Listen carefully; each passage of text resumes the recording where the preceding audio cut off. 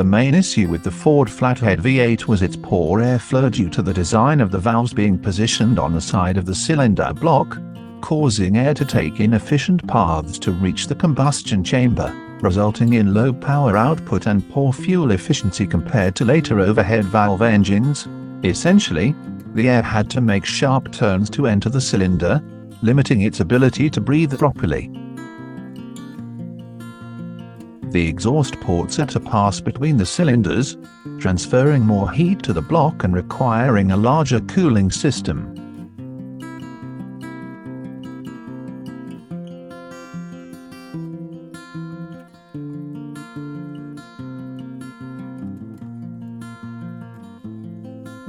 The most famous cylinder head conversion for the Ford Flathead V8 is the Arden overhead valve head, designed by Zora Arkus and his brother Ura, which significantly improved the engine's power by allowing for better airflow compared to the stock side valve design. This conversion was particularly sought after by hot rodders looking to boost performance in their classic Ford vehicles. Riley and Tornado heads were other early aftermarket overhead valve conversion options available for the Flathead, though not as widely recognized as the Arden heads.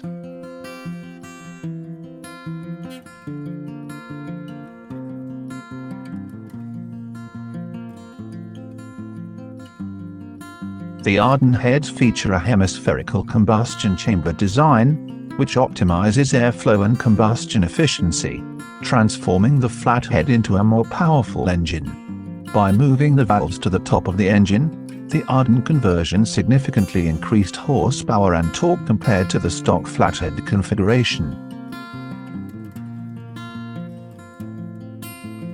Welcome boys and girls to the Midwest Car Life Shorts channel. If you like this sort of thing, please go ahead and like and subscribe. Also, you're going to wanna watch this video all the way to the end as there is some bonus footage from one of my other videos I know that you're going to enjoy.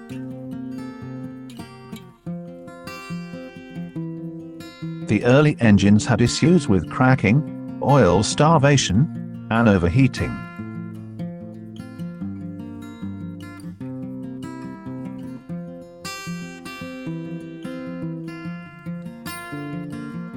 The design was not optimized for high RPMs, restricting its performance potential.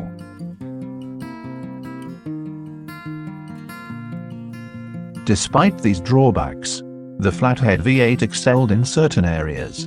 It was one of the first mass-produced V8 engines, making powerful engines accessible to the average car owner.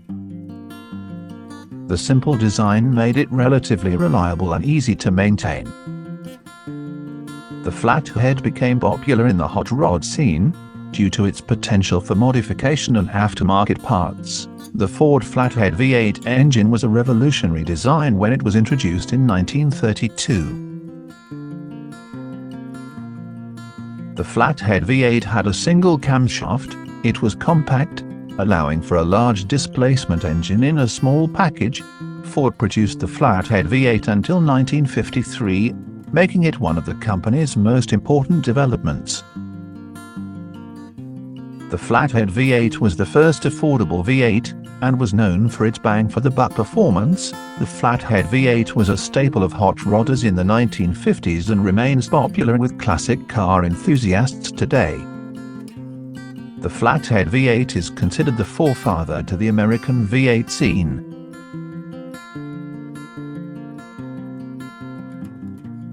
The first production car with the Flathead V8 came off the line on the 9th of March, 1932. The engine design was improved over the years with changes to the carburetor, camshaft, and crankcase ventilation system.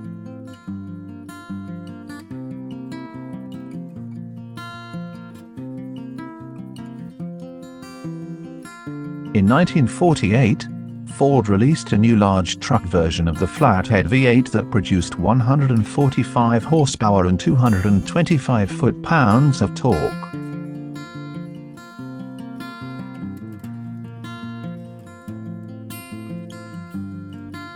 In 1949, Ford changed the design of all V8 engines, including the Flathead V8. The new engines had a separate bell housing, and a modern distributor mounted at the front of the engine.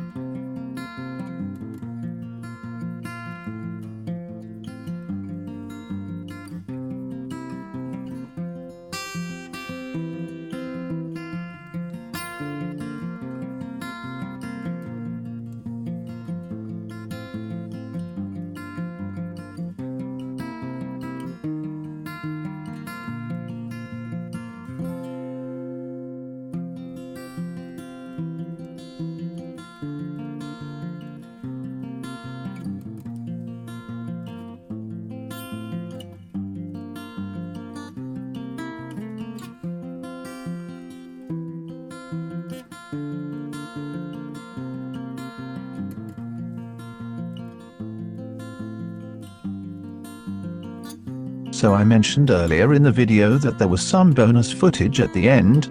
Well, here it is, a video similar to this one, only this time it's about the Chrysler 426 Hemi. If you like this little clip, go ahead and click on the thumbnail at the end to see the full video. Thanks again for watching. By 1963, the 426 cubic inch wedge engine used in NASCAR was deemed to have hit its limit for horsepower. Therefore, the engineering team at Chrysler Corporation looked to explore a new direction for its racing engine, all with the purpose of winning the Daytona 500 in 1964. Mopper engineer Tom Hoover and his factory crew worked with a number of teams and drivers to perfect the new engine in time for the '64 Daytona 500, including Petty Racing.